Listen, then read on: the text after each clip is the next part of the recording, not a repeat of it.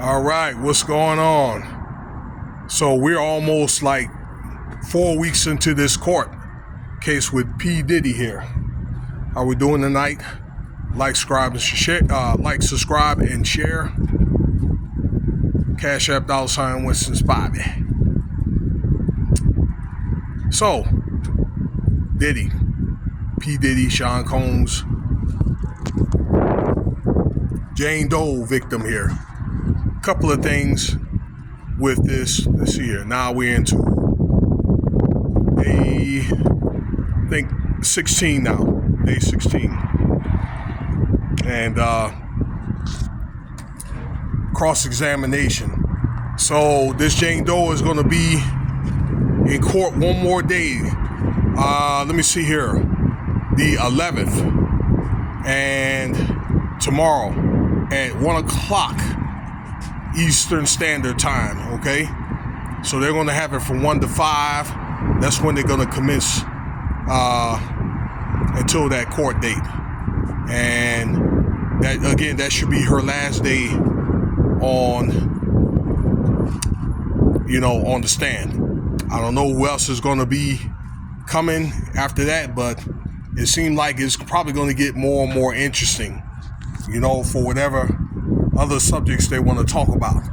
Now, this cross-examination with this Jane Doe girl, with Diddy talking to her for like 4 years, and this guy is paying her rent and things like that, okay, and supporting her lifestyle. She claims it's $10,000 a month, but trust me, it's probably more than that when it's all said and done, and things like that. This woman was an OnlyFans model, but I don't think that she did, the PORN word, that she was doing some type of, I don't know, negligee or something like that, and posing and that kind of thing. And I think she was making some fairly decent money, until Diddy came along and he wanted to kind of take over that income once again, pretty much treating her as a kept woman under conditions, because Diddy's not going to do anything for you without him expecting for something for return, okay?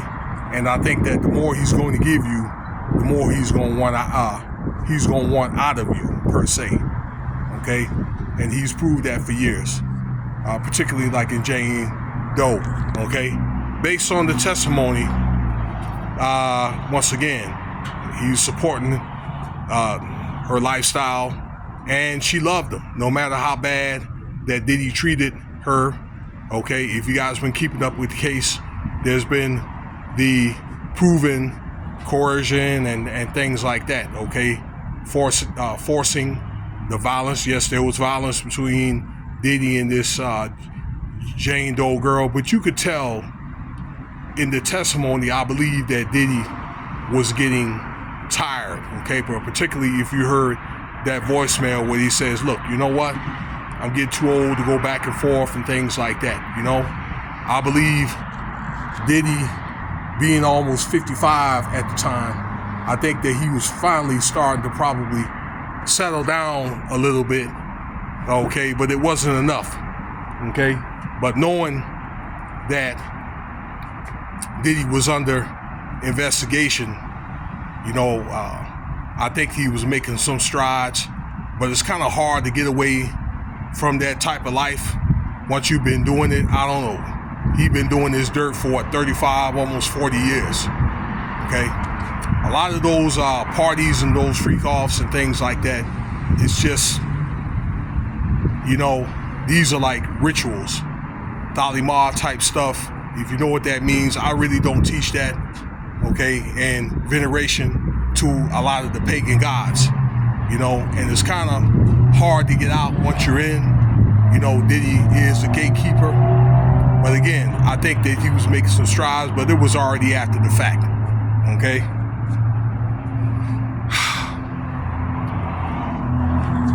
I wanted to sit down for a sec, though. So, this is what this Jane Doe girl was trying to talk about during this cross-examination. Also, there were some texts that were sent to KK that for some reason that were never received because he wasn't getting any answers off a burner phone, this iPhone 11, where they talked about in court with this Jane Doe girl and things like that. Now let me say this. The Jane Doe girl, just like probably a lot of other girls like Cassie and some of the other women that you were messing with, were probably, thinking they were going to get on, and they got into some of the parties and freak-offs and things like that, talking to him, the Diddy, and they probably did do some dating on the surface, but doing other stuff. Next thing you know, they're over here doing these kind of DURGS's runs and things like that, okay? Paying off, these prostitutes and things like that, doing Diddy's dirty work along with this Christina Corum girl, KK, okay, with the oversight, all right, up into the arrest. Speaking of KK, all right, that Diddy, prior to that arrest in September of last year, I think he knew that, once again, that pitch was coming down, and Diddy was in Miami, so was KK, and once again, he wasn't getting any response from any text messages and things like that, which was probably alleged that the feds are probably caught up with KK, and they probably seized her phone, and that's why Diddy wasn't hearing from her, and so forth. So when that raid was made at the airport, when they caught up with Diddy and KK, all right, and then they raided Diddy's, what did they raid? They raided his home, I believe, out there in Star Island. Then it was over because KK had got rid of all her social media platforms and things like that. And then the government probably got her to turn against Diddy and things like that, okay? So whether she's going to testify or not, the question remains. But she's kind of been out of the limbo, since September. Nobody's really heard from her. Furthermore, okay, this Jane Doe girl, all right, that was kind of out of sight until December of last year. And Diddy was going to try to get the girl, the Jane Doe lady, to work with him. But I think what the FBI did last year, according to these testimonies, that the FBI got this Jane Doe woman to testify against Diddy, okay, for immunity. And being that she testified today, this and over the last few days, about their involvement and things like that, okay, and some of the factions in which can tie Diddy to RICO, this Jane Doe woman was supposed to be granted immunity.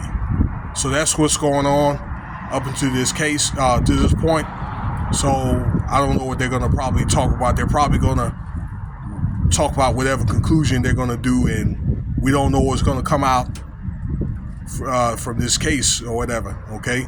But I do know one thing, moving forward, a lot of the celebrities that have been called out, I made some videos about that they're lawyering up to try to stay out of the limelight to protect their image and their brand, okay?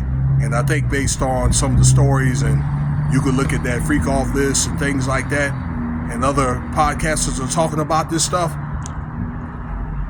okay, there's bodyguards and stuff like that. I think we know who some of these people are or might be. So let's see what happens tomorrow. Thank you for your time, and I have more content for you guys later.